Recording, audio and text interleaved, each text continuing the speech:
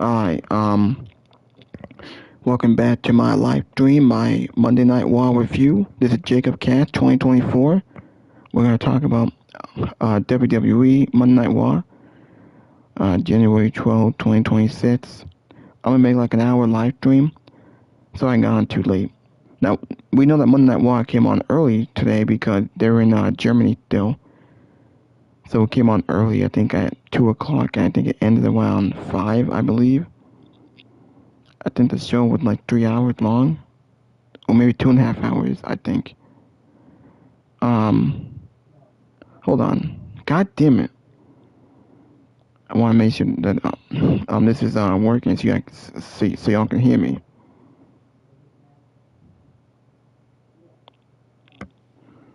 Hold on a second. Okay, good. At least this is on. This is working. Hit that like button, leave a comment, please subscribe to my channel, let me know in the comment section below you guys want to see more.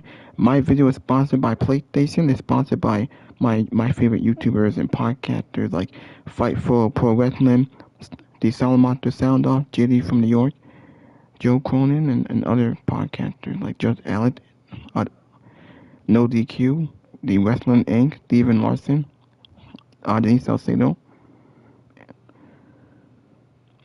Yeah, so Monday Night Raw, we're going to do a quick review. It will be like an hour long.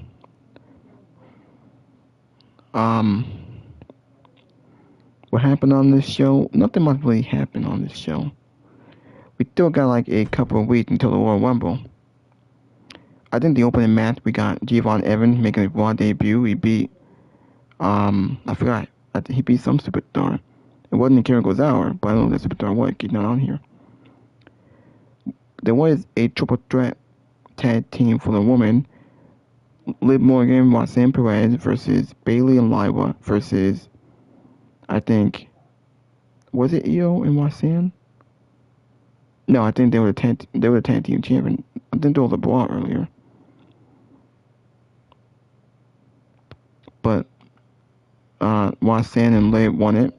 They're the number one contenders for the tag team champions, so I get to face Rhea and Io Sky for the belt.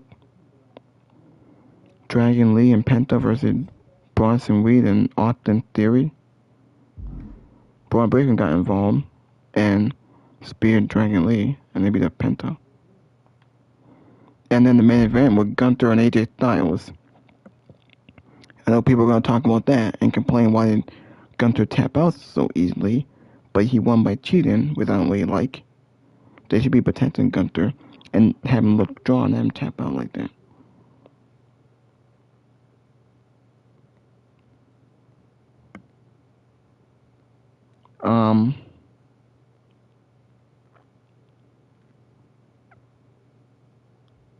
Now what we got on Monday Night Raw?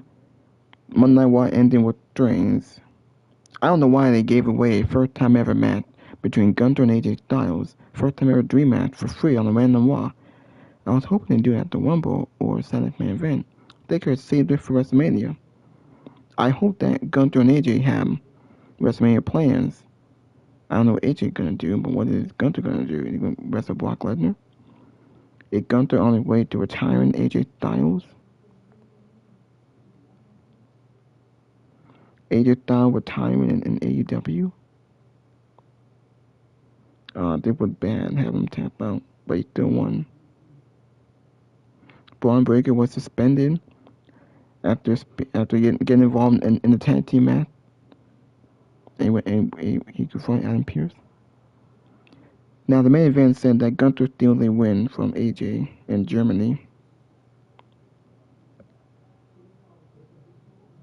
Braun Breaker gets suspended for attacking Adam Pearce. He unleashed a chaotic spear fest on Penta and Dragon Lee.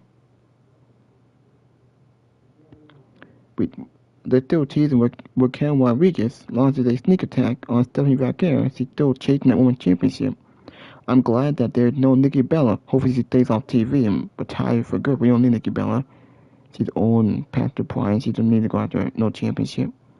And she's not full-time, she's part-time. It was only there to pull over Stephanie.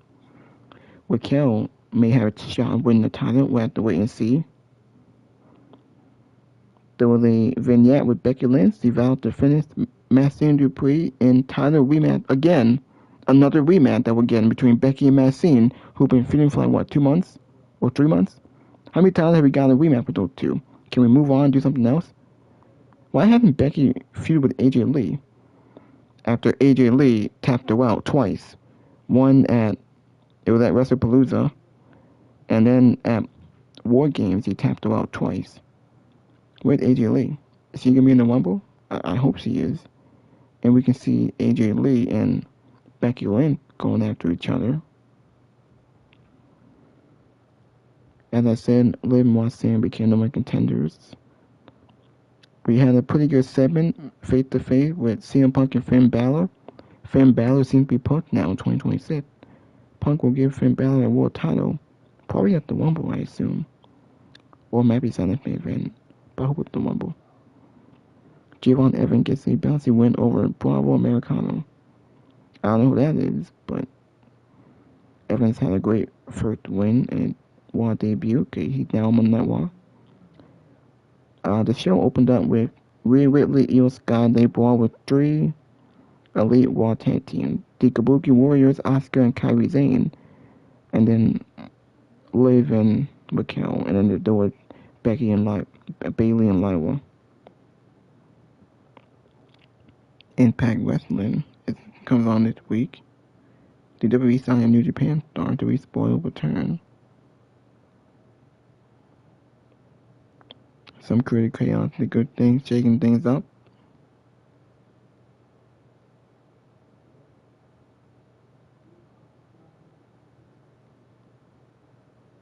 McIntyre winning that title was a life miracle. Okay. So, yeah. The end of the Bullet Club and its like impact on wrestling. It's like an impact on wrestling.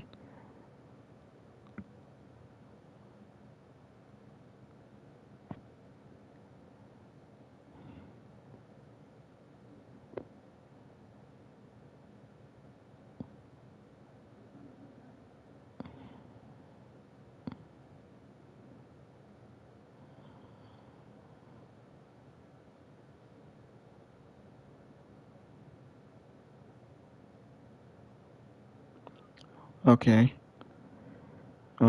Might put shows on the podcasters here.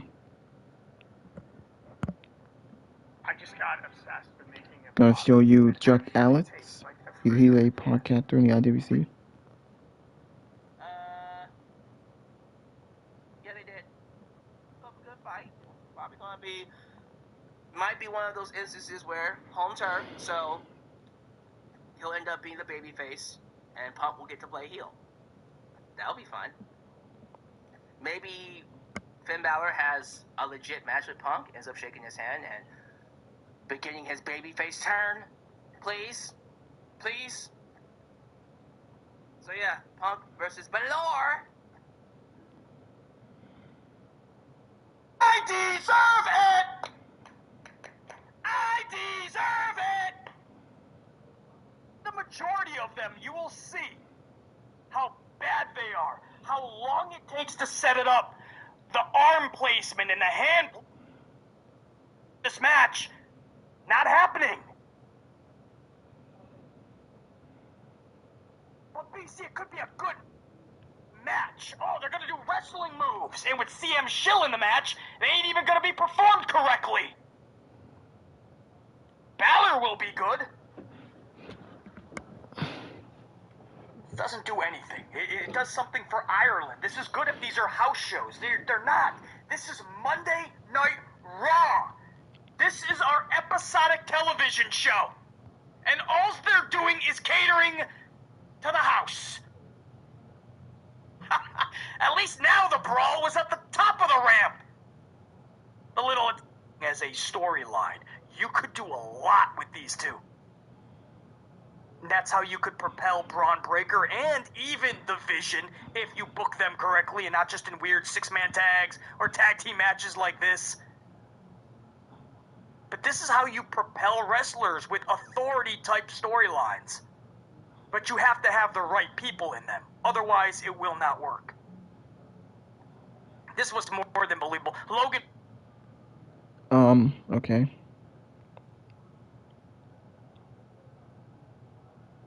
I will, okay? And then we're going to talk about what happened on this show. Because Drew McIntyre, I can't stop thinking about Punk, and I can't stop thinking about Randy, and I can't stop thinking about Cutie. But listen, Drew McIntyre obviously won the WWE Championship on Friday Night SmackDown. And since then, if you've noticed, like Triple H, that's his classic image that he takes with every new champion. He didn't do that with Drew McIntyre. And reports came out after the show that Drew and Cody backstage actually pushed and lobbied for this match to end with Drew winning the championship because they thought it was time, and they thought it would be best going forward for the company and for the storylines for each personal wrestler, each individual wrestler, I should say, okay? And because that they made the audible like they tried to do at WrestlePalooza, but Triple H chose to do what he wanted anyway and had Cody retain in a trash match, now they actually had Cody Rhodes lose the championship, and lo and behold, Triple Fraud takes no picture with Drew McIntyre. Because when Triple Fraud's ego is, you know what I'm saying, is questioned, or he's told to do something that he doesn't want to do and he ends up having to do it,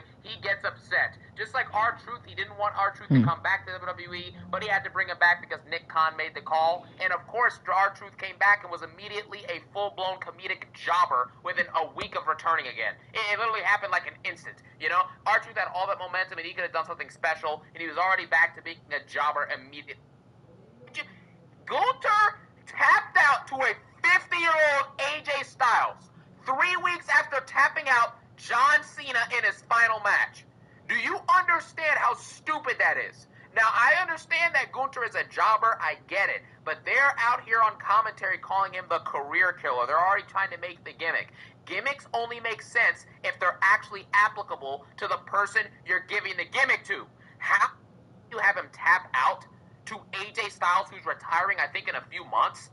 Are you serious, guys? This is the booking of Triple H. This might go down as the worst Raw of all time. And this is... Switch to TurboTax. You know what? God damn it, man, with this. File free in the...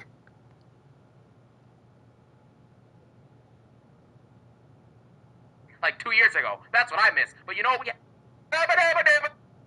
When is that ever built for Monday Night Raw? You out at the end of the match. So, you know, it is what it is, man. Another...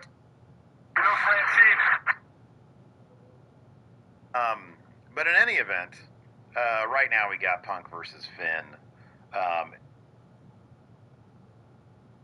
Yeah, we've had this conversation before. But I guess now that a pattern's been... And it totally goes by way quick. Yeah, What is... wrecked him. Yeah, what a dragon... Alright, so is he on Raw or Smack? More likely to give it to his own. 6. I'm gonna show y'all Sean West from Fightful.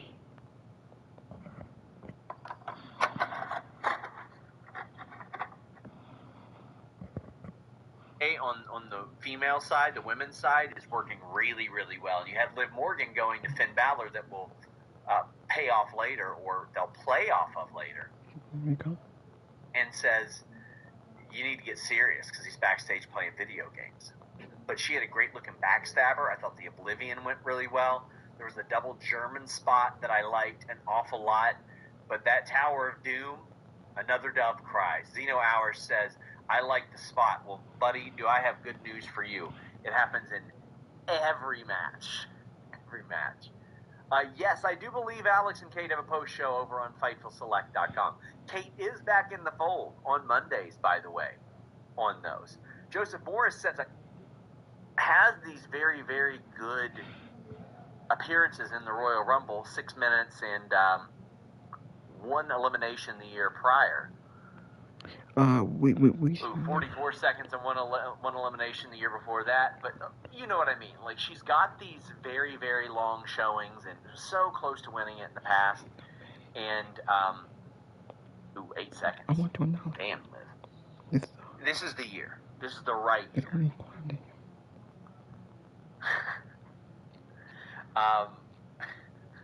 Another women's wrestler said, I also hate it, but everyone thinks that I'm a jerk when I say, don't do it. Talking about the Tower of Doom. Liv Morgan should win the Rumble. Somebody says 8 seconds been there before Cody. Brother. We don't have them today. We don't have them today. But this is the thing I like to see. If you're going to have a million championships in pro wrestling, can we not at least have some top contendership matches? I saw a list of all the title belts. There's like 40 across WWE, NXT, and their subsidiaries like ID and Evolve, ROH, and AEW. You're going to keep hearing me complain about it, guys. Because it really affects my enjoyment of pro wrestling. The fake ID and the gun was at the scene. Yeah. Big time. It's the and I hate to be the I don't want participation trophies, but these really are at this point. How many hours of TV do you have per week? Do you need 20 belts for like 6 hours of TV? I don't think so. I really don't think so. Not even belts. That's just the number of championships. If you count the individual title belts, whew. And this is why you got everybody getting title shots for like no reason. That's why I was very excited to see this and very, very happy to see a top contendership match that leads to this. So let's go into the two things that I especially did not like. You had CM Punk coming out, and he's interrupted by Finn Balor. This is after CM Punk says he wants to be world champion forever. He knows that that's not possible, but by God. Kellogg's cereal. 4 simple ingredients, plus vitamins and minerals. That's it. Why can't Finn Balor win matches? I bet on the Niners this week, and I won over at MyBookie. A lot of breakers already over, etc., etc. I'm gonna show y'all Shanti's app and Audrey's J94 Neen says, like the end of. Hey guys, before we get into the Raw post show, I wanted to let you all know that for the very first time ever, I am doing my own live show during WrestleMania week at the Circa Hotel in Las Vegas as part of Circa Mania. You guys can check it out, get tickets at DeniseLiveshow.com, a 1-hour live podcast including a meet and greet, raffle, special guest, and more. I hope to see you guys there. Good. What is up, everyone? Welcome to the Raw post show. Another early show. This time Raw was in Germany, but it's your girl Denise Salcedo here, joined by Santi Zap, and we got to talk about what went down. First and foremost, Santi, how are you? I'm doing really good. I love these early shows. Okay, hit me. And I really want you to put some thought into this, okay? So, let's say you are offered $500,000, but you've got to take one of these 3 things. Which one would you take?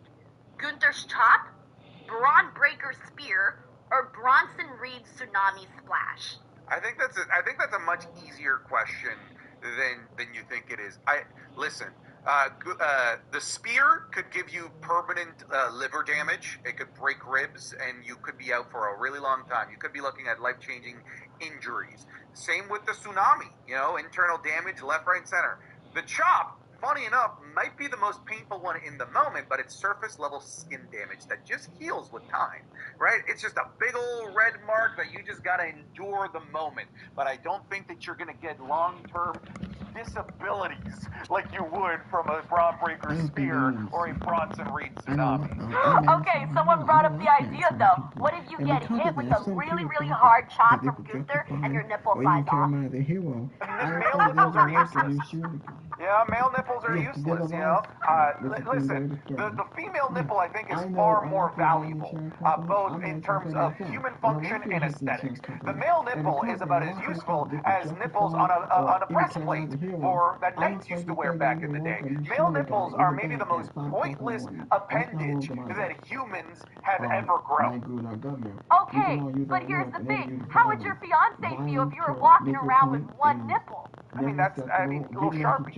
You're drawing a little Sharpie right there. You can always just draw on or tattoo on a nipple if it's that important to her, but for $500,000? You don't think I would give up a useless male Santi nipple for $500,000? Denise, give me 20K. 20K, you could have both the nipples. I agree with that. That's terrible, man. Oh my god. I hope nobody catches your nipple in the crowd and then sells it on Etsy. Or like eBay. Oh my god. Alrighty everyone, welcome to the Raw Post Show. Hey! Alright, we gotta get into this Jake show because we got a couple of things to get into, and I swear it won't be all nipple conversation. But with that being said, I wanna get things started with AJ Styles and Gunther, because this was a first time ever matchup. Very, very solid performer. Gunther was chopping the life out of AJ Styles. However, AJ Styles managed to get Gunther to tap out. The referee did not see it. He was distracted. This then led to Gunther hitting a low blow, cheating to get a victory over AJ Styles. And so let's get started there, Santi. How do you feel about Gunther cheating to get the victory as well as what you saw in the ring? Say the word one more time. Say cheating one more time. Cheating? It's not. You were saying cheating. It's really Cheating. weird. Well, because I emphasized it, he was cheating. Okay, all right. Just wanted to make sure that's just not how you said it in everyday life, because I wanted to fix it for you, because you would absolutely get mocked in regular life if you're going around cheating. Okay, just making sure. No, I emphasized. Okay, it's a purposeful emphasis. That's okay. That's fine. I feel like cheating is not a very hard word to say. Like there are hard words to say. Cheating is not one of them. Like I struggle with. I'm not even gonna say. I struggle with golf and golf. Whatever. You struggle with the word golf, GOLF, a four-letter word. 4 letters, 4 words. I know. Don't laugh. This is a real issue that I suffer with, Santi. I avoid saying the word golf at all times. Because I always forget. Sometimes I'll say it. The way you're saying it is very guttural, like almost in your throat. You're going like golf. Right, like I told you, I struggle. You don't have a word that you struggle with? No, I am a functioning human being. I'm sorry, Santi. You're just fucking perfect. There's gotta be a word you struggle with. I really don't. Watch. You're gonna find one and you're just gonna be there like, oh, damn. Oh, yeah, I'm sure I'll be sitting one day in my deathbed and that word will come. I'm like, Denise was right all along. So, Gunther and AJ Styles. Okay, I'll say the match I thought was really solid. The ending is what everybody's, of course, going to be talking about. Gunther tapping out, but the ref not seeing it. I think this is really weirdly inconsistent character booking for Gunther. We're talking about the guy that made John Cena tap out like a little bitch, as he's been going around saying for the better part of a month now. He did the impossible, and it seems odd to me that he can do that to John Cena, but not AJ Styles. And AJ Styles that, by the way, lost to John Cena also not that long ago. So it feels like the connections of all of this, of like Gunther's feats, don't really match the outcome of this match. So I find it weirdly inconsistent. I don't hate the finish. I just find it inconsistent with whatever it is that they're doing with Gunther here. What they've been doing with Gunther since going through the entire gauntlet of the tournament, destroying everyone, sleeping everyone, making them tap out, making John Cena give up. And then we get here, and all of a sudden it's like a different Gunther physically in the ring, who is getting beat up by AJ Styles, tapped out, had the cheat to win, when that's not the Gunther that they've been selling us over the last couple of months since returning for the John Cena My Time Is Now tournament. It's just, perplexing, confusing, I'll say. That was like the thing that got Gunther over with so many fans throughout the years was that he was a badass, right? He would go out there and he would dominate people and beat the life out of them and wasn't afraid to go to war with all of these wrestlers that he stepped into the ring with. And he was a champion that was dominant with whatever championship he held, whether it was the IC title, the World Heavyweight Championship, you name it. And he, to me, like the way that I see Gunther's character is that I see him as somebody that, yes, he's a little bit of pompous, but in a way, he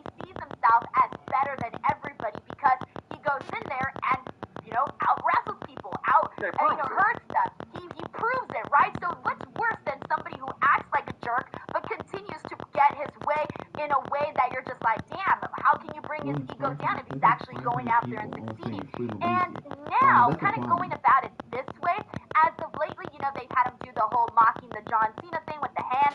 I almost feel like they're going to start presenting Gunther as how they would normally present their cowardly heels. Because if you remember the confrontation that he had with AJ Styles last week, I believe, AJ Styles basically gave him a shot. He gave him a shot for Gunther to go and do something about AJ getting in his face. And he had to Gunther go tell Daddy Adam Pearce, Adam! So now you have the guy that made John Cena tap out suddenly a coward? Yeah, it's weird. That's what I was saying, right? Okay, so we're in agreement here. It seems like very inconsistent. The Gunther that was sold to us as the Gunther that would go into Saturday night's main event, be this threat to Cena, end up being a real threat and actually do the impossible.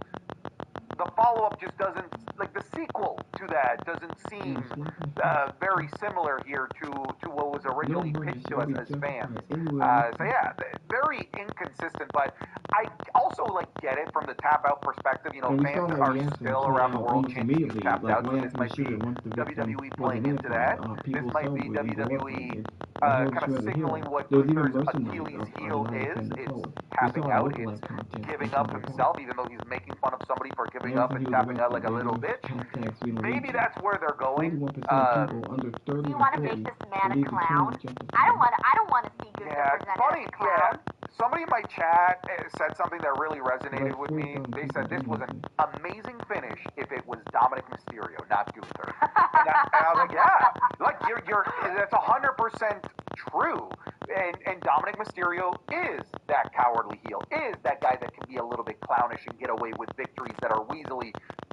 That's not Gunther. So I'm very confused. I think it's probably the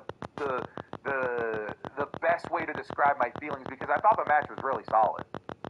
What I'm thinking the reason why they're doing this is they don't want people to cheer Gunther. And they know that if they put Gunther going out there and having matches like the ones he's had with freaking Ilya Dragunov and all these other people that you could name, the people are going to start to cheer for Gunther because no matter what, whether you're a heel or a babyface, if you go out there and you really have these impressive matches that get people, screaming out of their seats, they're going to start cheering for him. And I feel like that's why they don't want to do that. I feel like that's why they're suddenly giving us this different version of Gunther. It's simply so the fans won't cheer him so that they can keep that heat that he got off of his victory from John Cena. And that's why now they're trying to make him into your traditional cowardly heel.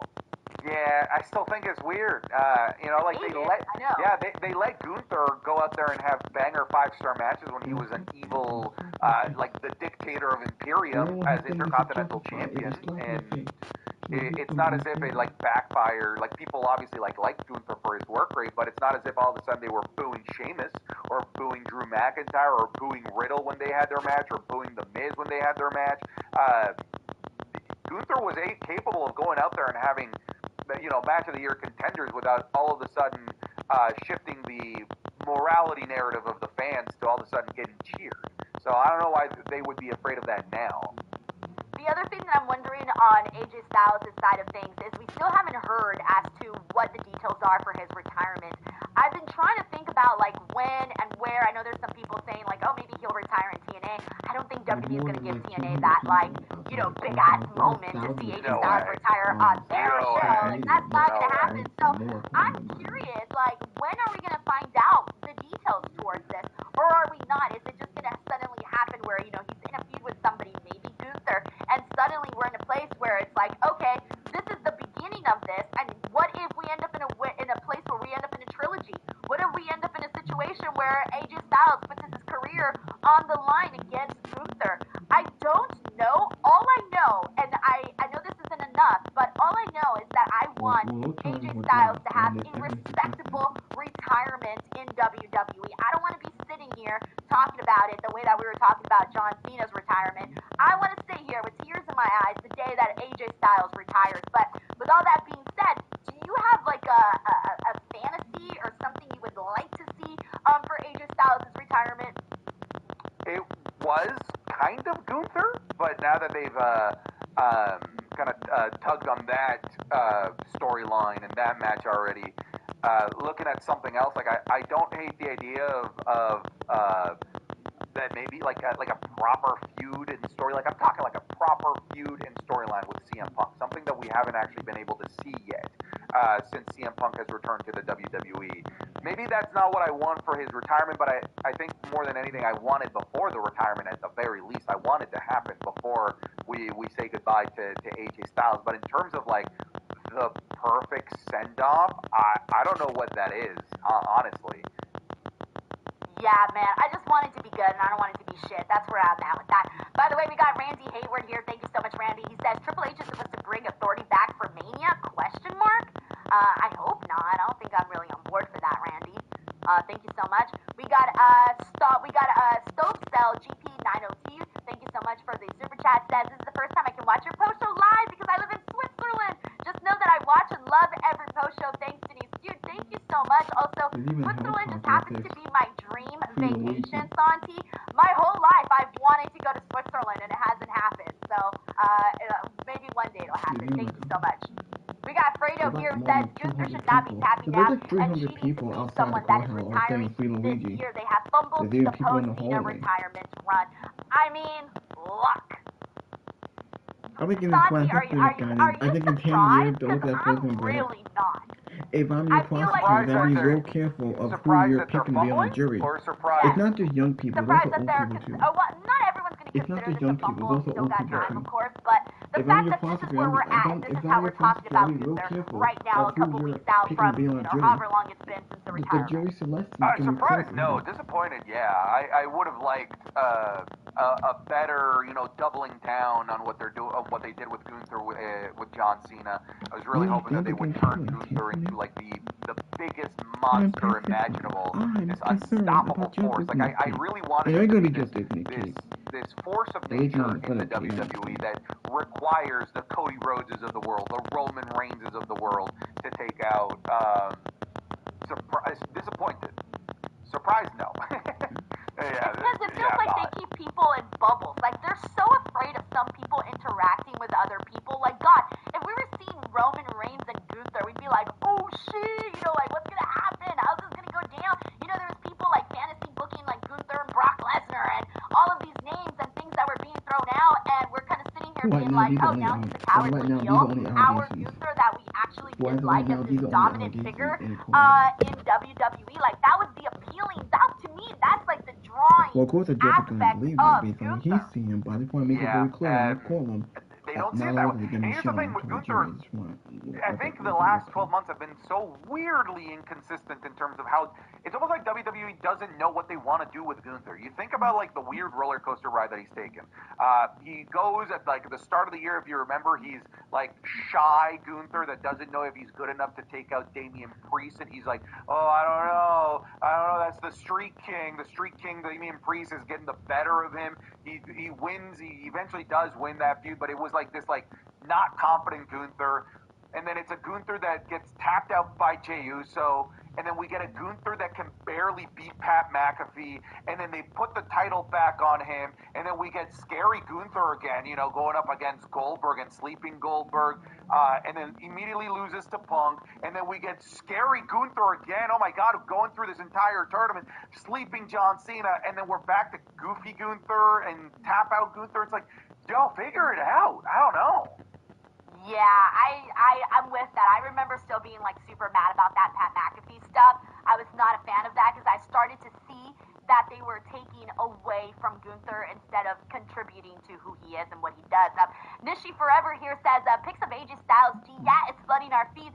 Okay, wait, are we talking about like the thing? Because Santi, when Gunther taps, I'm like, bro, why am I watching AJ Styles' butt bounce right now? The man's got a juicy plum bass. What can I say?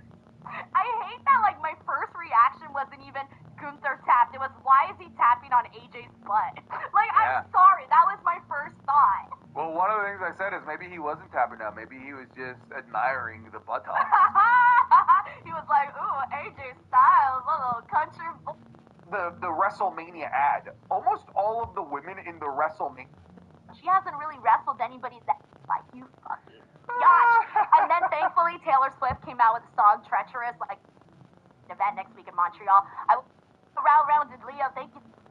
Never really went through with it. They gotta go through with it. They gotta revamp Finn Balor, man. Bring back the Demon. Make him back into a real freaking competitor for the World's Championship. And seeing him against CM Punk, though, I really hope that they let this match really, truly go. Is there a chance he wins? Like, is there a chance where, I mean, you said that about Drew McIntyre. Yeah, I would actually be mad if Finn Balor won because he's too corny right now for me to see him as a champion. That's what I'm saying. Like, you gotta completely erase that from my head and remind me how freaking awesome Finn Balor is. Because I'm a fan, but I haven't been a fan of what they've been doing. Yeah, like, if Finn Balor actually does come out in, like, full demon garb, then I think he wins. But I think it's just gonna be, you know, classic Finn Balor getting his random one-off World Championship opportunity that he seems to get every single year that actually that absolutely leads to nothing. But you're right, like, and CM Punk kind of alluded to it in his promo, like, dude, like, I called you like 2 months ago. Where you been? What you've been playing video games, focusing too much on Dominic Mysterio. It looks like you're polishing Liv Morgan's boots now. Like, you're just basically what we got from CM Punk was him saying, Finn, you're just not that guy anymore. You're not that guy, pal. You're not that guy. And honestly, he's not wrong. He's not wrong. He's not wrong.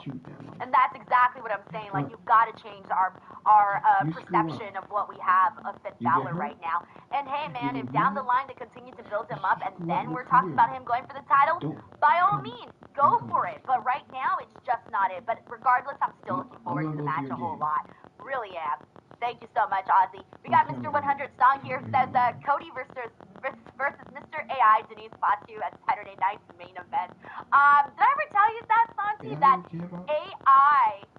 So I did an interview a long time ago with Jacob Fatu, and he was telling me how he has 7 kids, and you know he's talking about how amazing his wife is and his children, whatever. So. Whatever. His greatest children is like, whatever. No, I meant to say, like, moving on, you know, like, moving on. So then, someone tweeted me a screenshot where they had Googled, I guess, Jacob Fatu's wife, and AI said his wife was me. Because I was the one who did the interview, so they just assumed that I was his wife. So now he's my AI husband, Jacob Fatu. Alright, AI husband. Thank you so much, Mr. 100 Strong. But anyways, Fatu versus Cody, do you think they'd do that as quickly as Saturday night's main event, or do you think we'd hold off on that?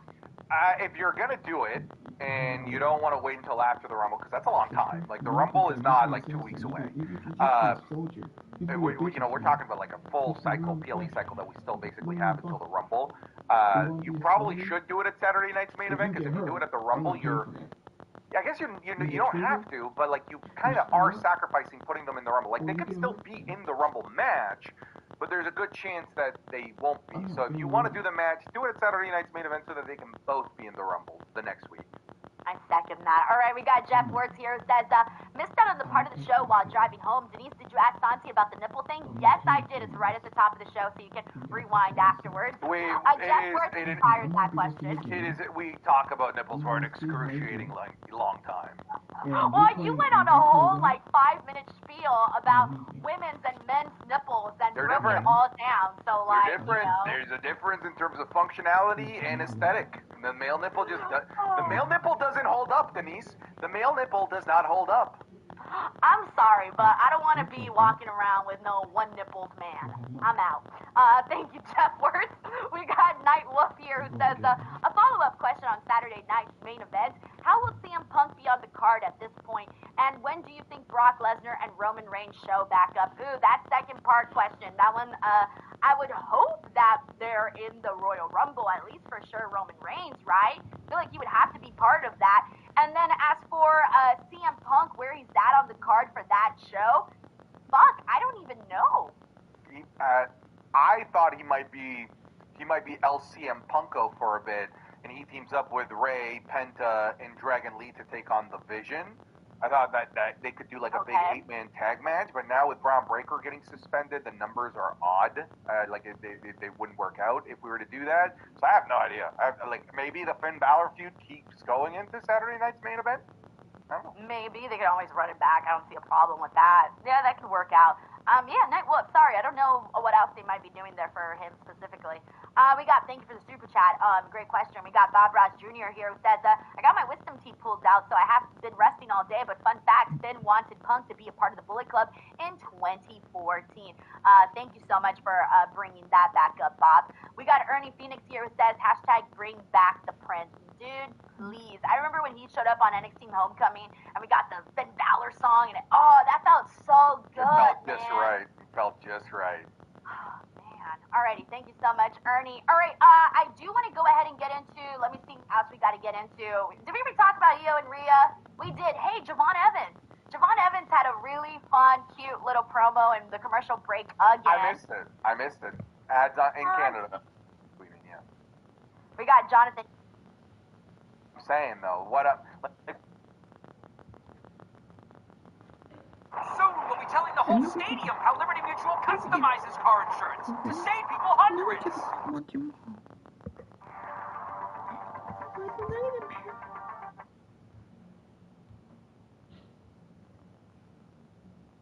Actually live a little bit early on Friday to talk about the big WWE Championship match between Drew McIntyre and Cody Rhodes.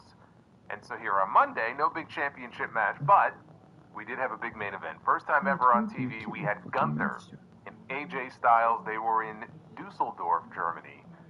And we had an excellent match, which I don't think should be really a surprise to anybody. When they announced the match, I think we all kind of assumed it was going to be an excellent match. The first, hopefully, in a series of them.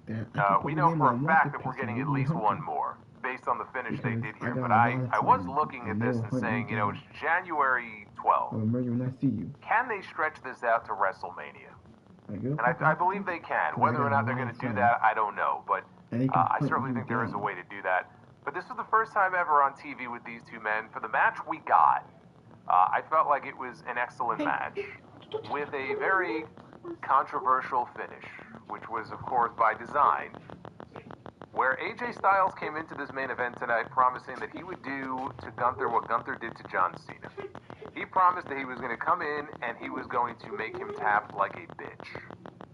So he was going after the leg, he was going after the submission, and they did the finish where AJ Styles let go of a calf crusher, believing that Gunther had tapped out, but the referee did not see it. And so therefore the match continued, but unbeknownst to the referee, we had a low blow by Gunther, which then led to the finish and him beating AJ Styles. And upon seeing the replay, it was clear as day that in fact Gunther did tap like a bitch. But because the referee did not see it, it did not count. And so Gunther gets the first win, but they did the finish in such a way that clearly sets things up for a rematch between these two. I thought it was a clever way of doing the finish, and I could see where some people might be upset about what they did here. And having Gunther tap out, now of course he's going to get chased down even more by chance of you tapped out, just like he did after WrestleMania last year when he wrestled Jey Uso. But they did the finish in such a way where, you look at it, and this is the way I looked at it. I looked at it and, said, okay, Gunther was well aware of the fact that the referee couldn't see the tap. So, everyone's playing checkers, he's playing chess, that kind of thing, where it's like, oh, okay, he'll let AJ think he's won the match, and then he'll take advantage, and that's kind of the way that I saw it. So I thought it was a clever way of going about doing it. I look forward to seeing what they have in store next. I would assume that we're going to get a rematch between them, either Saturday night's main event, which is coming up a week from Saturday, or at the Royal Rumble. And actually, I could see that, because if Gunther is not going to win the Royal Rumble, and right now I don't believe he is, I could see them not wanting him to be in the Rumble itself, and giving him something else to do on that show. And same for AJ, by the way, because if these two are going to continue on together, maybe they don't want either one of them in the Rumble match, and getting eliminated. So we're definitely going to get that in the next few weeks, but that kind of swings back around to the original question I had, which was, are they going to stretch this out to, let's say, a third match or a fourth match, and get us all the way to WrestleMania, which is still a ways off. I mean, again, we're still in not even quite mid-January yet. We're talking about mid-April. So that's the only question I have about it, but I was just happy to see Gunther doing something on this show of actual substance instead of coming out and just spitting out more catchphrases and slogans and showing his t-shirt. It It was nice to get him back in the ring with someone I would consider to be an equal, going out there and having a competitive match. And that was easily the highlight of the show. One of the other highlights of the show involved Braun Breaker, who was in our main event on the show last week. He was unsuccessful in challenging CM Punk for the World Heavyweight Championship. And he beat him clean. Punk beat him clean last week. And what did I say in the review last week? What I'm going to be watching for this week is how they handle the follow-up with Braun Breaker. The key is in how they follow up on this loss. He should be showing up this week ready to take on the world. And he was. And unfortunately for Dragon Lee, he ate one of the most wicked spears that you'll ever see. The way they shot this was great. But they did an angle on the show where Braun Breaker came out when he wasn't supposed to, and he was attacking people, and Adam Pearce, when all was said and done, Adam Pearce suspended him indefinitely. And so that, I guess, is going to be their way of keeping him off television for a few weeks, maybe even until the Royal Rumble, which he may win, by the way. Again, he's one of the top 3 favorites right now, has to be, to win the men's Royal Rumble match. But this might be their way of kind of keeping him away from television for a few weeks. Kind of like that uncaged animal. How are we supposed to control this guy? But they introduced an interesting little wrinkle into things when Paul Heyman pointed out the fact that Adam Pearce put his hands on Braun Breaker before Braun Breaker put his hands on Adam Pearce. And as far as what happened, we'll get into exactly what happened here in a little bit. Because you might be wondering, wait, he put his hands on Adam Pearce. You know, what happened here? We'll talk about it. I thought it was a good follow-up, though, to that. The show overall, it was an improvement from last week's Stranger Things episode. Which, again, maybe we're setting the bar low here, but it was an improvement. Not every segment on the show was terribly interesting, but it served a purpose in most cases, and they set up some championship matches for the show next week. Next week, they're going to be in Ireland. The tour continues, and they're going to be in Belfast. And they actually set up another first-time ever match, which is pretty interesting, for the World Heavyweight Championship, where CM Punk is going to be defending his title against Finn Balor. And we can sit here and say, well, what has Finn Balor done lately to get a World Heavyweight Championship match with CM Punk? But Punk pointed out, as Balor did, that it was only a couple months ago that Punk pointed out he wanted to defend his title against people like Finn Balor. So this is Balor basically showing up and cashing in his chip and saying, okay, why don't you put your money where your mouth is? Give me a shot at the World Championship. And it just so happens that the show next week is in Balor's home country.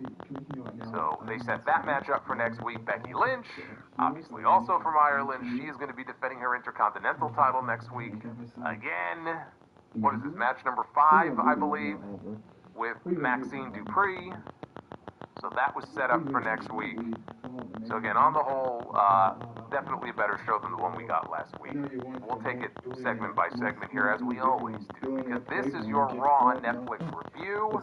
It is January 12, 2026. I am the Solemn Monster, Finn Balor. I know. Finn doesn't have a chance. Finn Balor does not have a chance to win the World Heavyweight Championship next week. That is 100% correct. That does not mean, though, that the two of them will not go out there and have an entertaining match. See, I have a feeling, I just talked about Braun Breaker, right, being indefinitely suspended. Maybe that's their way of taking him off television. I could be wrong about that, and there could be a very specific spot on the show next week where we see Braun Breaker reemerge. So it's possible we may not see Finn Balor. If Braun Breaker gets involved next week, we get no finish. He might spare Finn Balor from eating the pin next week. But take your pick. It's either Finn Balor or Braun Breaker gets involved. Because, as you said, Finn Balor has no chance of leaving Ireland as the World Heavyweight Champion next week. Babyface Finn or heel Finn, he'll be a babyface next week. They're gonna boo him in Belfast? Come on. I'm not saying they have to boo CM Punk, but they ain't gonna boo Finn Balor next week. Like and subscribe. We are less than 100 subscribers away from 90,000. We're getting very close. So I appreciate all the support there. Super chats are open. We have a little bonus goal going on in the chat. But again, minimum 400 likes here on this video as we are live, and we will do Be the Booker a little bit later on here in the stream. And thank you for all of the feedback so far to episode 946 of The Sound Off, which dropped yesterday, talking the death of Bullet Club and all the news of the week, including another lawsuit against WWE. There seems to be a new one every week. Had a lot of great mailbag questions, too, that you guys sent in. So, again, if you missed the main podcast, go ahead and check that out. That is up right now for your listening pleasure. But let's get into this show here. Now, last week on the show, they opened the show with a women's tag team title match. It was Rhea Ripley and Io Sky challenging Asuka and Kairi Sane, and they won the women's tag team titles. So this week, we didn't get a match. We got an opening promo from the new champions, Rhea Ripley, Io Sky, talking about their win last week. Io said that Asuka and Kairi, they had no respect, so they had to beat the respect into them. And before Rhea could, she was in the process of extending a challenge out to whoever wanted to step up next. But before she could even get out everything that she was looking to say, Liv Morgan and Roxanne Perez beat her to the punch. And Liv said that those titles belong to her because she never actually lost them. So they can do this the easy way and they can give them to her. Or they could do this the hard way and she will take them back. So then Bayley and Lyra Valkyria interrupted and they spoke from the aisle. The fans sang for Bayley as they do here on these international shows. They love singing for Bayley. She said that she knows Liv didn't lose the tag team titles, but her little partner over there did. That being Roxanne. And she pointed out that she just beat Roxanne on Raw a few weeks ago. So if anyone deserves a title opportunity, it is her and Lyra. So Rhea piped up and said, look, we were here to lay down a challenge for anyone. Io started screaming in Japanese. The Kabuki Warriors showed up. They dragged Rhea and Io out of the ring. They laid them out. Then they climbed into the ring. And all of the challengers, all the other women that were in the ring, they started brawling. Until Rhea and Io got back inside, they cleared all of them from the ring. This was as basic an opening segment as you will ever see to open up an episode of Raw. But it did set up a #1 contenders match for later in the show.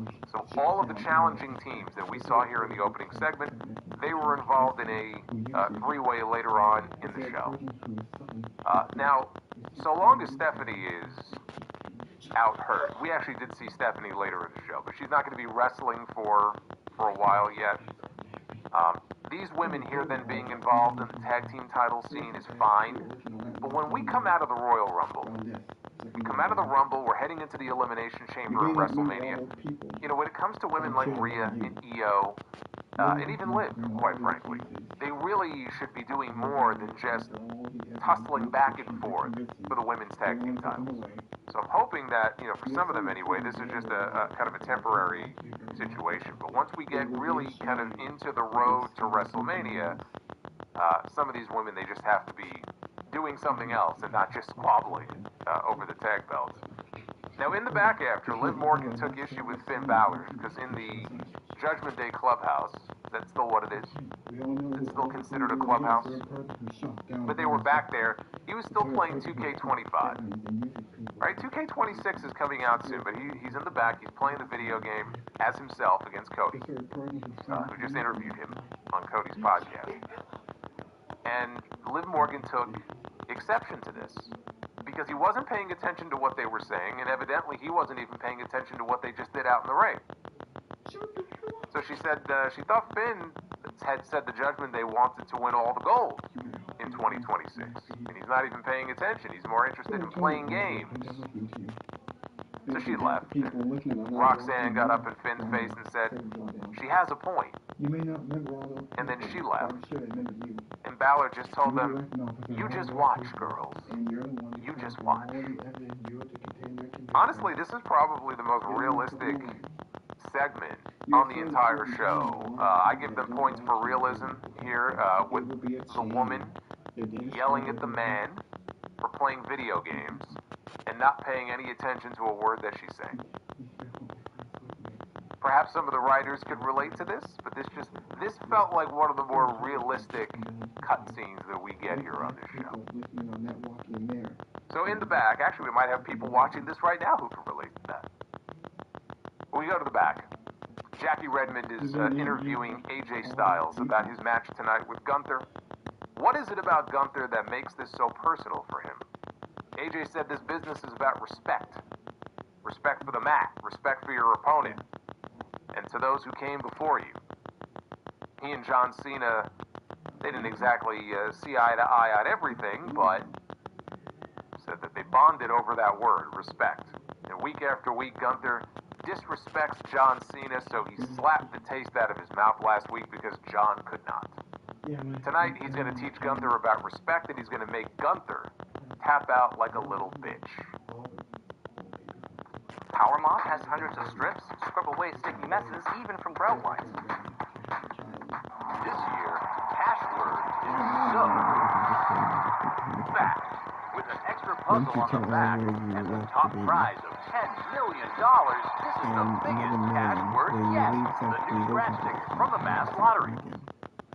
Always not ready to be a father. We had Javon Evans, the newest addition to the Monday Night Raw roster, who signed his contract last week during commercial.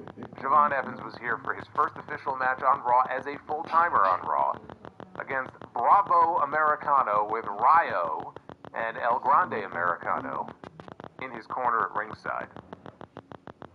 Rob says, I am playing 2K25 right now. Because you had no memory of who you were. I relate. Well, I hope you're playing 2K25, but you're paying attention to what's being said here. Don't pull a Finn Balor. El Grande attacked Evans after Ryo distracted him. Evans fought back. He hit Bravo with a leaping dive and a nice running knee strike for a 2 count. Bravo responded with an airplane spin, which Michael Cole said looked familiar. Well, clearly, Bravo has been watching Tyler Bate matches. And I don't know where Tyler Bate is, but wherever he is, I hope he's doing well. At least we know he's got a fan here in Bravo Americano. So Bravo went to the top. Evans, though, brought him down with an avalanche Spanish fly, followed by an OG cutter for the win. Man, that OG cutter, it looks great. He's 21? Is that what he is? 21 years old? I don't know that the OG cutter will be his finish, though, when he's 31. I do question that. He gets some really good height, and he takes that flat back from like 12 feet up. It looks great. I just don't know that he'll be doing that as his finishing move 10 years from now. We'll see. We shall see, but it got him the win here. El Grande attacked Evans after the match, threw him over the announce desk. Evans re-emerged on top of the barricade right behind the announcers, but he was cornered, right? He had nowhere to go. And so as the Americanos tried to swarm him, he left clear over not just them, but even the announce desk. And he slid into the ring. They chased after him. He immediately left the ring and jumped out over the top rope and ran down the aisle to safety. So this was a nice little showcase here for Evans, who now owns wins over Ryo and Bravo. One would assume we'll be getting the singles match soon with him and El Grande. Only like 8 as far as him running away from these guys, I'll allow it. 3-on-1. He won't be as bouncy at age 30. No. See, I feel like all of us were somewhat bouncy at 21.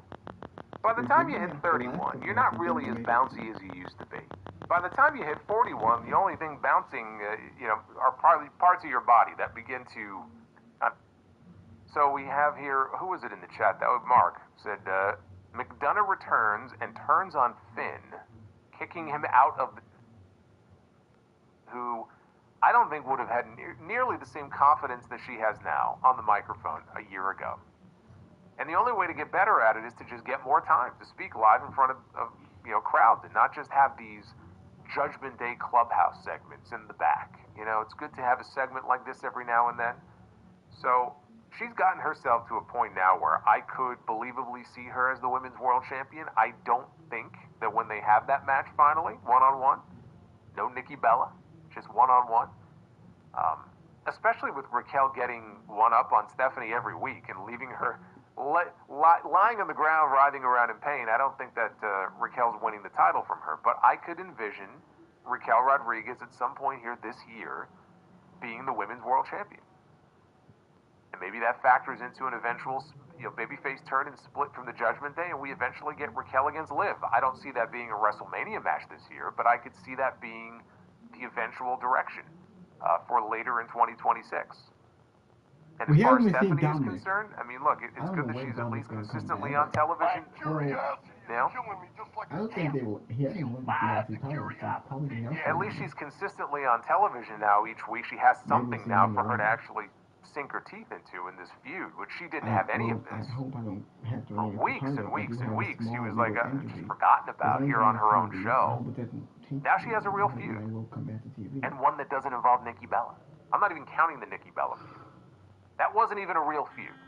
That was a match to do to kill time and give Stephanie something to do at Survivor Series. But here you have somebody who actually, unlike Nikki Bella these days, has some credibility built up. And, you know, it's a match that people are going to want to see, you know, once Stephanie is able to get medically cleared. So I like it. I just don't see Raquel being the one to take that title from her. You know, at this point, it feels like, you know, health permitting, Stephanie should be walking into WrestleMania as the champion. The only question is, who does she defend against? And to answer that question, we'll have to wait and see who wins the Royal Rumble. And if it's somebody from the SmackDown side, then how do they decide a number one contender on the Raw side? They show clips of Drew McIntyre's appearance as the WWE champion in Glasgow.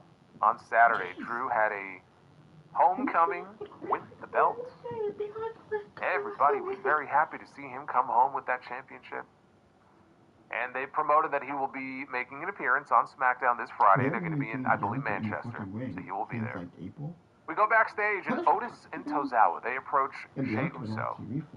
Said they heard Jay putting the division on notice, and they asked Jay, how about us? And Jay said that, you're my boys. You know, what we said last week, that was more kind of a statement to the rest of the tag team division. Which honestly is a very shitty thing to say because you're supposedly your friend. It's like, yeah, you know, when we were talking about giving people a title match and warning people about coming after these titles, we weren't talking about you guys. Like, you guys are a bunch of fucking losers. Like, you guys aren't going to be challenging for these belts. So Otis got serious and he got up in his face. And Jay took his glasses off and he said, Mary, he would convene with Jimmy, but he warned them that they would be standing in the ring with the best tag team in the game. They weren't using him. I didn't know he was still important. Otis and Tozawa are going to be wrestling Brodito. Why was he on fire and have to walk through? I'd love to see it. Why was he on fire being like crazy?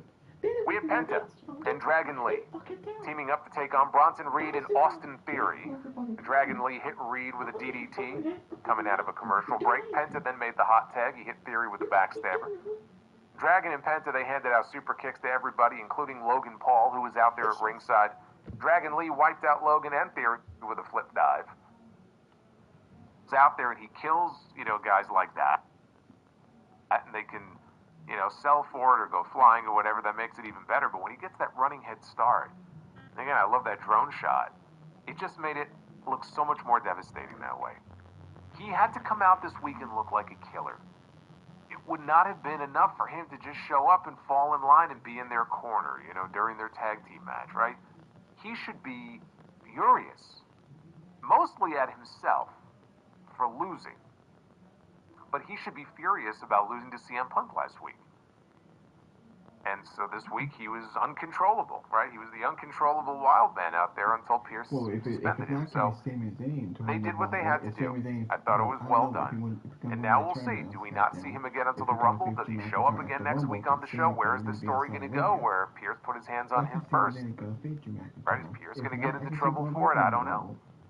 But when he lost last week to CM Punk, I said it then, that it vaulted him way up to, if not the top of the list, in that top 2 or 3 mix. Like Roman Reigns, Braun Breaker, like those right there have to be the 2 favorites right now. I'll even throw Oba Femi in there, because there's always the off chance that they could just shock everybody and have Oba Femi show up in the Rumble and fucking win the whole thing. I don't think that's going to happen, but he's in that top mix right now of favorites to win the Royal Rumble. Because the way things right now are looking and shaping up, I do think that all roads lead to probably a WrestleMania rematch between CM Punk and Braun Breaker. Maybe Seth Rollins is involved. If Rollins can be cleared in time for Mania, they could kind of slip him in there because he never lost the belt. He hates Punk. He hates Braun Breaker for kicking him out of the division, so maybe it turns into a 3-way.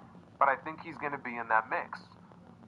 That's where I think things right now are headed, because if they're not, then I don't know what else you would do with him that would make any sense, given the way they're positioning Braun Breaker so strongly on this show.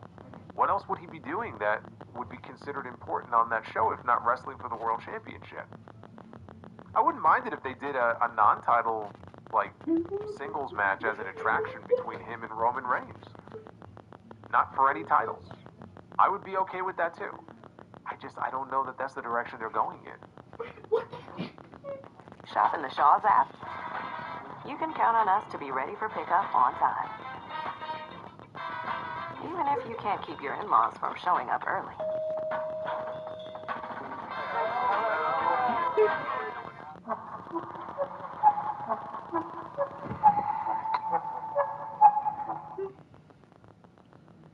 But he's going to get his rematch for that title. He's got to earn it, though.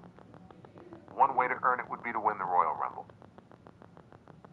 We got a brand new video package. Speaking of Obafemi, we've had the same video package running the last couple of weeks.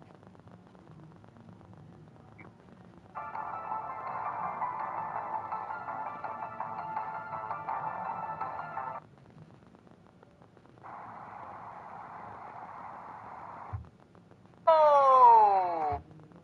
So that AJ would release the hold. So then when he released the hold, AJ thought he won. Gunther got up. AJ's arguing with the referee.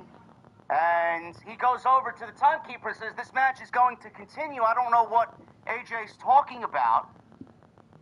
And then Gunther promptly low blows. Powerbomb.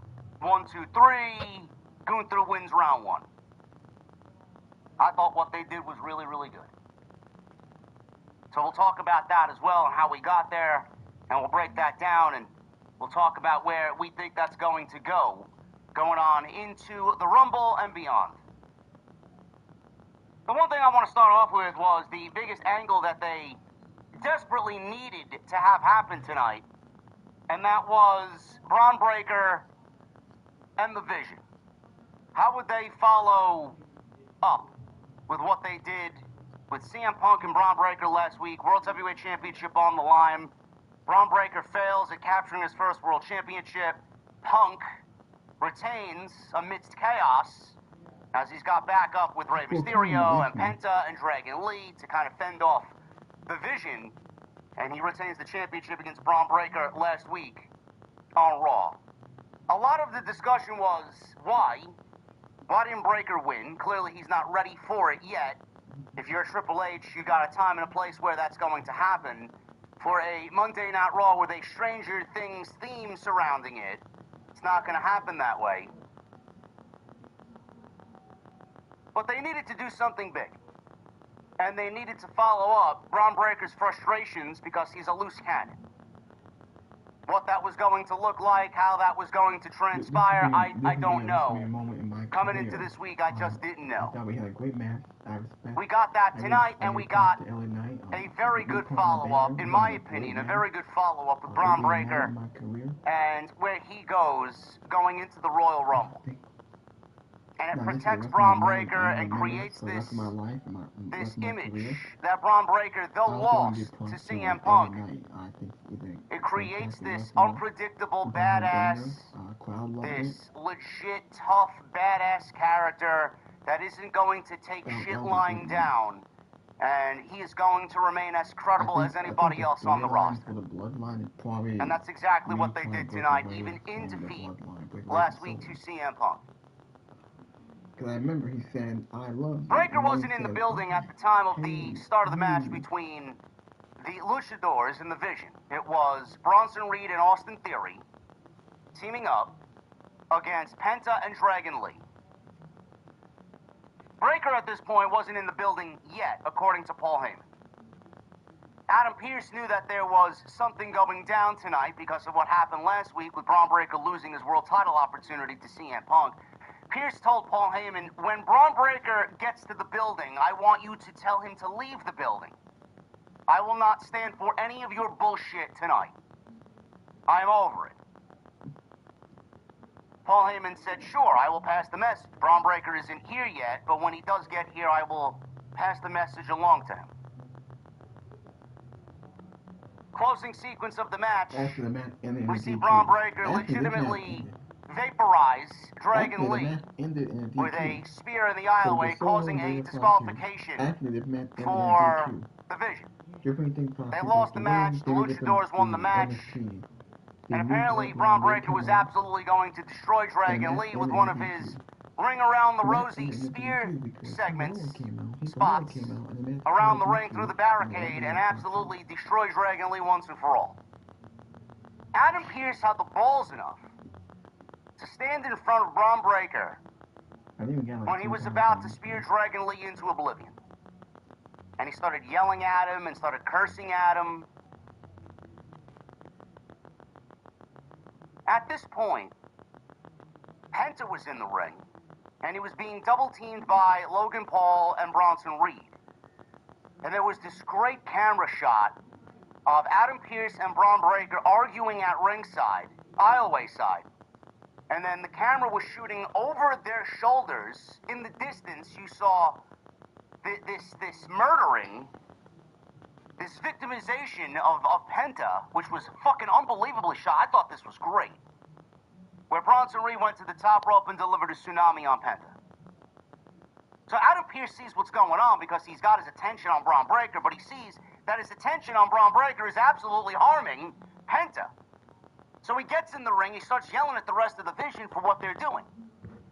So with Adam Pearce's back turned again, Braun Breaker gets into the ring and spears Dragon Lee the way that he wanted to do before Pearce interrupted him. The thing is, Adam Pearce then put his hands on Braun Breaker. Braun Breaker then backs Adam Pearce into the corner and drags Adam Pearce to the corner by his suit. And he's got his clutches on Adam Pearce, yelling at him, "What are you gonna do? What are you gonna do?" Everybody in the Vision, Paul Heyman starts begging Braun Breaker to back up, pulling Braun Breaker off of Adam Pearce. They eventually get Braun Breaker out of the ring. Braun Breaker's walking through the back moments later. And he's with Paul Heyman. Adam Pearce is still yelling at Braun Breaker. "Where are you going? I'm not finished talking to you. We're not done yet." Adam Pearce is yelling so loudly at Braun Breaker. I legitimately thought he was going to have a stroke right there. He was yelling so loudly that he was legitimately spitting. You saw a visual of legit spit dripping down his chin. He was yelling at him so viciously. He told Braun Breaker that he was indefinitely suspended. Get the fuck out of my building. Now the Royal Rumble's coming up. Braun Breaker indefinitely suspended until Adam Pearce says so before the Royal Rumble. It's quite the little angle they have going on. Because if the rumors and the reports are true, Braun Breaker should be one of the odds-on favorites to win the Royal Rumble in Saudi Arabia. So how are they going to maneuver that? What is going to possess them to bring Braun Breaker back? Why would Adam Pearce bring Braun Breaker back to WWE? If I'm Adam Pearce, I'd keep him out past the Royal Rumble and fuck him royally. The thing is, Paul Heyman was there and said, "I think you just made a big mistake." Adam Pearce says, "No, he made a big mistake." No, you made a big mistake because I'm not sure you're aware, Mr. Pearce. Braun Breaker didn't put his hands on you first. You put your hands on Braun Breaker first. Adam Pearce takes his glasses off and then contemplates that Paul Heyman may be in the right. We go back to ringside. Wade Barrett and Michael Cole are there, and they got this fixated camera shot on the commentary team, and the first words out of Michael Cole's mouth is, "Wait, I think Paul Heyman has a point." Adam Pearce put his hands on Braun Breaker first. So that's where the storyline ended tonight. And we wait till next week when we get to Ireland for Monday Night Raw. I thought what they did was great. The intensity was exactly what we needed. Braun Breaker being as vicious as ever was exactly what we needed. and he did something that would get him in trouble to play off the fact that he lost to CM Punk last week, and he took all that anger out on the wrong person after he was stopped doing what he wanted to do, which was basically attacking the guys that helped aid CM Punk last week. But Adam Pearce put a stop to that, so Braun Breaker focused his anger on Adam Pearce. So now Adam Pearce suspended him, but the whole thing is Adam Pearce put his hands on Braun Breaker first. So I don't know where Paul Heyman's going to go. I don't know who Paul Heyman's going to get involved. I don't know what's going to happen here. But I'm assuming Braun Breaker will be reinstated eventually, right before the Royal Rumble hits. Because I can't envision a Royal Rumble without Braun Breaker if he's 100% healthy. They hit on all the major spots that they needed to tonight. The intensity, Braun Breaker's anger, they got Adam Pearce involved the way that he did. He put on one of the best performances that he's ever put on as Raw GM. I don't think Adam Pearce gets enough credit for the job that he does on Monday night. I know we live in a day and age where it's just a general manager spot. It's just one of those authority spots that doesn't really have any big real role on the show. Adam Pearce has been a centralized figure on the show, and he's been the guy leading the show. We all know Triple H runs the show, but Adam Pearce has been given a lot of power and a lot of leeway to make Raw his show. And I very much like when there's an authority figure on the show because of situations like this. You get a centralized character that is the boss, quote-unquote, of the show, her storyline, and I love the way that it acts itself out on television. I love that they're present every single week. I love that we have somebody that makes the matches every single week instead of, well, Triple H made this match. We all know Triple H makes the matches. We all know Triple H finalizes the winners and the losers. But I like to see a visual of it. We all know Triple H can't be on the television show. He would never do that, so he put someone like Adam Pearce in that role, and I think Adam Pearce has fucking killed it as Raw GM. I think Nick Aldis is a great GM on Friday night, even though he's still ring ready to go. He's only 37, 38 years old. I don't know why you would want to retire as SmackDown general manager. Hopefully they are leading to something with him eventually returning to the ring. I saw some reports today after this segment with Braun Breaker went off the air. Braun Breaker versus Adam Pearce is going to be the plan for WrestleMania 42 in Las Vegas. Adam Pearce is not getting in the ring to wrestle. I hate when people just use social media to engagement fun. Adam Pearce is not wrestling at WrestleMania, let alone Braun Breaker. Give me a break. I don't know where it leads. I genuinely don't know where it leads. But I like the storylines that WWE has, at least for now this week, created going into next week. A lot of unpredictability. And I like that. Whether it ends up being predictable and Braun Breaker gets reinstated going into the Royal Rumble, at least for the next 2 or 3 weeks, we got something to really sink our teeth into when the show airs. Which has largely been boring. On Friday night, Drew McIntyre won the WWE Championship. That sets off a whole string of discussion on where the WWE Championship's going to go going into the Royal Rumble. Never mind WrestleMania. Where's the WWE Championship going to go going into WrestleMania and Royal Rumble? Let's get through Saturday night's main event and the Royal Rumble first. There's a lot of rumor and innuendo out there. So WWE is doing at least its part in some aspects for some of their major storylines to give us a little bit of unpredictability. And I very much thought what they did tonight was incredibly effective as a follow-up for Braun Breaker going into next week and coming out of that match with CM Punk where he lost the World Heavyweight Championship opportunity. Elsewhere on the show, we had Gunther and AJ Styles. Like I mentioned, we'll talk about that. The ladies, Rhea Ripley and Io Sky, have their first championship match coming up at Saturday night's main event. We'll talk about who that is and how that came about. And I thought Monday Night Raw was an okay show, especially following what I thought was a very disappointing and overhyped one-year anniversary last week, centered around a Stranger Things theme because Netflix wanted it. I was very much happy to see WWE get back to business and do their show the way that they need to do it. So we'll talk about everything that happened on Monday Night Raw. I thought it was an okay show, much better than last week. And we'll talk about all the major happenings tonight on this Monday night It is not your typical Monday. Usually I'm live around 11 o'clock when Raw goes off the air. Raw aired here in the United States at 2 p.m. I did not want to wait till 11 p.m. to go live. So we're live here at 8 p.m. on this Monday. And we're going to get things going right here on the Monday Night Raw post show right here on OTS. Follow me on social media at JD from NY206, Twitter, Instagram, TikTok, and Cameo. Hit that subscribe button down below. Turn on the bell for notifications. Make sure you guys go and check out all the content on the channel. There's plenty of it. And it's going to be a busy week. Tonight we're live. Tyler Bate. Tyler Bate. Smash went 6 minutes. It's always great to see Javon Evans. He got a decent reaction in Dusseldorf, Germany. And like I said, this is his first official match as a full-fledged Raw superstar. El Grande Americano attacks Evans, and Rayo seizes the opportunity. This was before the bell rang. Evans fought back. Bravo hit a leaping dive and a nice running knee. He goes for a cover, 2 count. Bravo responded with an airplane spin.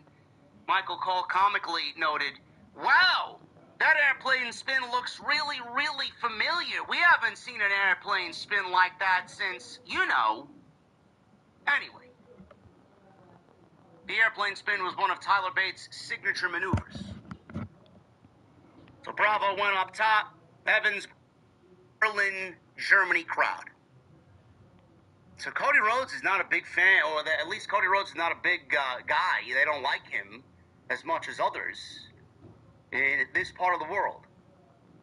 Now, there's supposedly some character change happening with Cody Rhodes. They didn't really say flat out it's going to be a heel turn, but there's going to be some sort of character development with Cody Rhodes going into the Rumble and going on into WrestleMania season as they gear him up for whatever he's doing going into Las Vegas.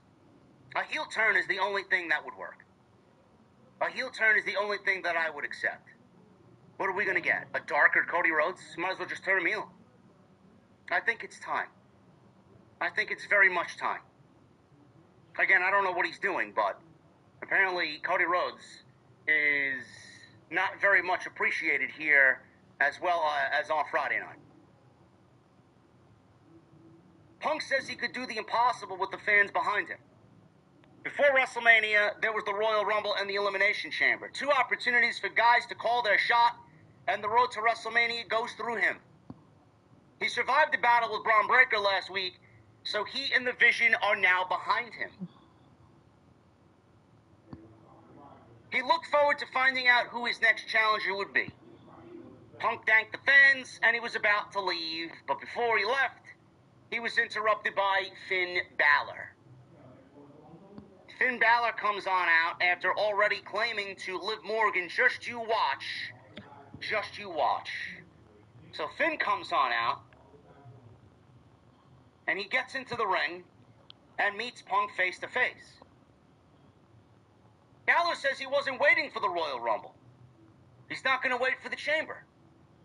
Balor didn't want any handouts, but he did recall Punk mentioning his name as a potential challenger after he won the title. Just grant him the championship match. Anyway, might as well just end the video. Until that time, hit that like button, leave a comment, please subscribe to my channel. Thank you for watching. Thank you for all my support. I made it long enough. I'll see y'all later. Gonna end the video with all this. As he should. I know a dropkick should be a decent enough move to take down anybody, hit hard enough, but Dragon Lee is like the size of one of Bronson Reed's legs. Very, very good. It came across very well in the post-match. They needed to do something to get Braun Breaker back until Gunther chopped him off the rope. Gunther was during the heat by having him come out and say the same thing every fucking week. They're not doing anything to build upon the heat that should have been coming out of December. Michelle Moran with a Well, until then, I'll see y'all later.